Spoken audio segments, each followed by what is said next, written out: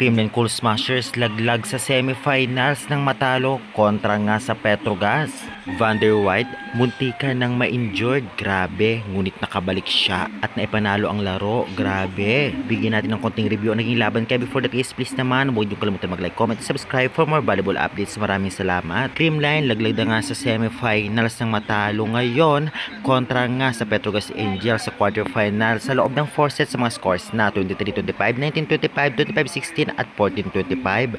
Grabe, kahit papano ay nakaisang set ang Kremlin Cool Smashers. Masasabi nga natin na talagang bilog ang bola at hindi natin alam kung anong team ang mananalo. Pinagsikapan talaga ng Petrogas na talaga namang galingan. Well, sa aking napansin ay medyo mahina sa blockings ang Kremlin, kaya palaging nalulusot ang bola ng Petrogas, samantalang ang Petrogas magaling sa blockings. At nang munti ka ng mga injured, ito nga si Van der White ay inilabas muna at pinalitan ni Myla Pablo at unstoppable, at inasahan din si Myla Pablo na talagang pang-import ang lakas na umabot ata ng 20 plus points. Grabe si Myla Pablo, maaasahan talaga at naghalimaw talaga, hindi ina-expecto ng iba.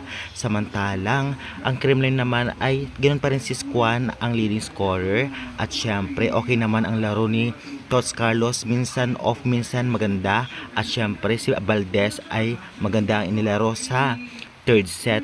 Ngunit nung fourth set ay bantay sarado siya, lalong lalo pa hindi masyadong maganda ang set kay Valdez. Doon pa man, ginawa rin nila ang best nila, sadyang nasa Petrogas talaga ang kapalaran ngayon.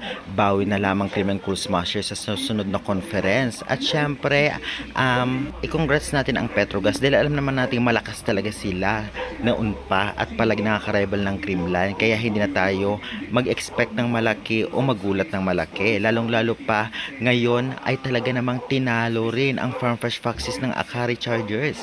Grabe ang mga nagaganap ngayon. Talaga masasabi natin na hindi magpakampante kahit lamang na lamang ka o nasa top ka pa bilang teams. At syempre, nagulat din ang lahat na akala wala ng pag-asa ang Petrogas nang ma-injured ang kanilang import, na alam naman nating napakalaki ng turong sa kanila. Ngunit nakabawi ito at nakapaglaro, especially sa fourth set na naghalimaw ulit.